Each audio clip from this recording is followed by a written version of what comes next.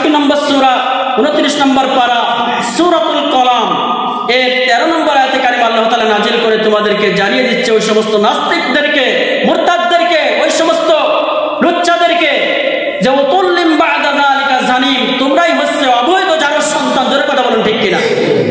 যাদের বিশ্বনবী সাল্লাল্লাহু আলাইহি সাল্লামকে নিয়ে চুলকানি, কোরআনকে নিয়ে যারা চুলকানি করে, যারা আলেমদেরকে নিয়ে চুলকানি করে, যারা এই পৃথিবীর বুকে আলেমদেরকে নিয়ে গালমন্দ করে, কোরআন কারীমকে নিয়ে গালমন্দ করে, বিশ্বনবী সাল্লাল্লাহু আলাইহি সাল্লামকে যারা নিয়ে বাজে মন্তব্য প্রকাশ করে, তারাই হচ্ছে অবৈধ জারজ সন্তান। জোরে কথা বলুন ঠিক কিনা? বিশ্বনবী সাল্লাল্লাহু আলাইহি সাল্লামকে নিয়ে এই রিসেন্টলি মাত্র কয়েকদিন আগে একজন পুলিশের ঊর্ধ্বতম কর্মকর্তা এসপি মাসরুফ হোসেন তিনি একটা কথা বলেছেন যে বিশ্বনবী জনাব মুহাম্মদ রাসূলুল্লাহ সাল্লাল্লাহু আলাইহি সাল্লামকে তিনি বিশ্বনবী মানেন না, তিনি বিশ্বনবী হওয়ার যোগ্যতা রাখেন না। জোরে বলুন নাউযুবিল্লাহ। এটা কত বড় নাস্তিকের বাচ্চা নাস্তিক!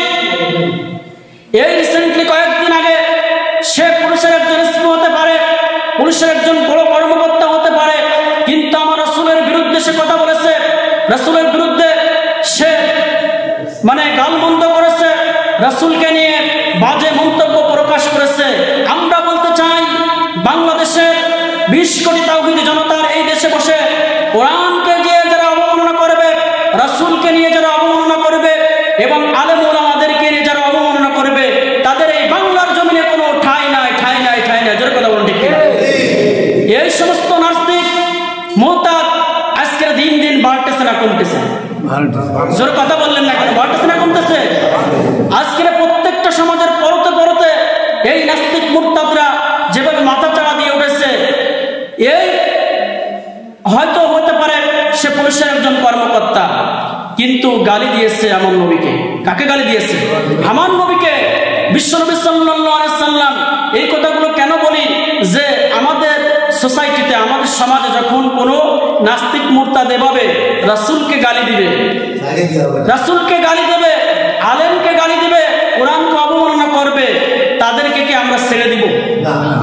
ওই রাসূলের জন্য আমার স্ত্রী বিধবা হতে পারে, ওই রাসূলের জন্য আমার পিতা হারাতে পারি, ওই রাসূলের জন্য আমার মা হারাতে পারি, ওই রাসূলের জন্য আমার গোটা পরিবার হারাতে পারি, তারপর রাসূলের অবমাননা আমরা সহ্য করব না। জোরে কথা বলুন ঠিক কিনা?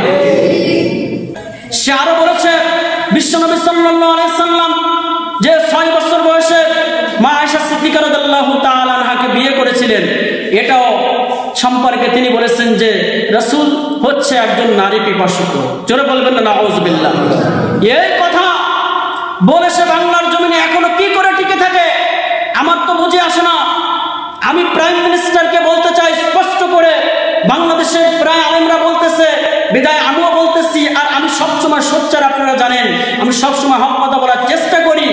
বাংলাদেশের আলেমরা আজকে বলতেছে যে ওই এসপি মাসরুফ হোসেনকে 24 ঘন্টার মধ্যে আইনের আওতায় এনে তাকে দৃষ্টান্তমূলক শাস্তি, মৃত্যুদণ্ড ঘোষণা করা হোক। জোর কথা বলুন ঠিক কিনা?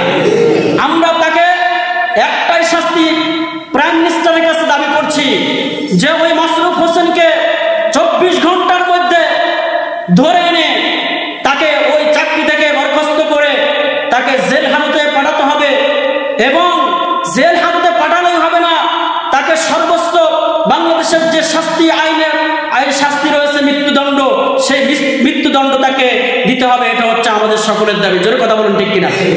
তার কারণ সে এমন একজন মানবকে নিয়ে কথা বলেছে, যেই মানব হচ্ছে লাকাদ কানা লাকুম ফি রাসূলিল্লাহি উসওয়াতুন হাসানা। প্রত্যেকটা মানুষের জন্য, মানুষের ব্যক্তিগত, পারিবারিক, ইহকালীন, পরলৌকিক সমস্ত মানুষের, যিনি পরকালের জন্য যিনি আমাদের পরিত্রাণের একজন যিনি শাফায়াত করবেন, তার নাম হচ্ছে বিশ্বনবী সাল্লাল্লাহু আলাইহি ওয়াসাল্লাম। সেই বিশ্বনবীকে নিয়ে বাজে মন্তব্য প্রকাশ করেছে। বিশ্বনবী সাল্লাল্লাহু আলাইহি ওয়াসাল্লামের সহধর্মিণী মা আয়েশা সিদ্দিকা রাদিয়াল্লাহু তাআলা আনহাকে নিয়ে বাজে মন্তব্য করেছে যে 6 বছর বয়সে তিনি কিভাবে বিবাহ করেন, তিনি তো নারী পিপাসু। আরে কুলাঙ্গা, তোর ভালো করে জানা রাখা উচিত যে বিশ্বনবী সাল্লাল্লাহু আলাইহি ওয়াসাল্লামের সার্টিফিকেট দিয়েছেন স্বয়ং আল্লাহ তাআলা। কে দিয়েছেন বলুন তো? ওয়া ইন্নাকা লাআলা খুলুকিন আযীম। আল্লাহ তাআলা বলছেন নিশ্চয় আমার নবী রাসূল করিম সাল্লাল্লাহু আলাইহি সাল্লাম সম্পর্কে আল্লাহ তাআলা বলছেন, আমার নবীর সার্টিফিকেট আমি আল্লাহ তাআলা নিজেই দিয়ে দিলাম। জোরে বলে সুবহানাল্লাহ। আমার নবী হচ্ছে পাক পবিত্র, খুব পবিত্র একজন মানুষ। তার বিরুদ্ধে এই পৃথিবীর কোন মানুষ, ফেরাউন, হামান, আবু জেহেল, উতবা, শাইবা, মুগিরারা তারা অনেক ষড়যন্ত্র করেছিল, চেষ্টা করেছিল বিশ্বনবী সাল্লাল্লাহু আলাইহি সাল্লামকে দুনিয়া থেকে বিদায় করে দেওয়ার জন্য। অনেক ষড়যন্ত্র করেছিল ওয়ালিদ বিন মুগিরারা। আপনারা বলুন, তারা কি বিশ্বনবী সাল্লাল্লাহু আলাইহি সাল্লামের কোনো ক্ষতি করতে পেরেছে? পেরেছে? যারা বলুন, পারে নাই। ওয়ালিদ বিন মুগিরা বিশ্বনবী সাল্লাল্লাহু আলাইহি সাল্লামকে নিয়ে অনেক বাজে মন্তব্য প্রকাশ করেছিল, কথা বলেছিল। তো তোমরা বলতে চাও যে বিশ্বনবী সাল্লাল্লাহু আলাইহি সাল্লাম হচ্ছে অবৈধ সন্তান, তিনি একজন লুচ্ছা, এটা তোমরা বলতে চাও। অথচ আল্লাহ তাআলা তোমাদের সম্পর্কে কোরআন কারিমে কি বলতেছে?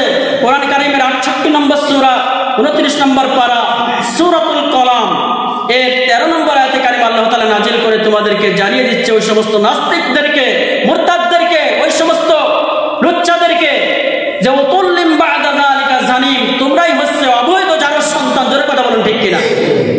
যাদের বিশ্বনবী সাল্লাল্লাহু আলাইহি সাল্লামকে নিয়ে চুলকানি, কোরআনকে নিয়ে যারা চুলকানি করে, যারা আলেমদেরকে নিয়ে চুলকানি করে, যারা এই পৃথিবীর বুকে আলেমদেরকে নিয়ে গালমন্দ করে, কোরআন কারীমকে নিয়ে গালমন্দ করে, বিশ্বনবী সাল্লাল্লাহু আলাইহি সাল্লামকে যারা নিয়ে বাজে মন্তব্য প্রকাশ করে, তারাই হচ্ছে অবৈধ জারজ সন্তান। জোরে কথা বলুন, ঠিক কিনা?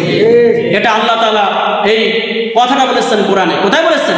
কোরআনে সূরা কলমের 13 নম্বর আয়াতে কারিমা পড়ে দেখবেন, ওতুল্লিম বা'দা যালিকা জানিম। তোমরা আমার রাসূলকে বলতেছো খারাপ মানুষ, বাজে মানুষ।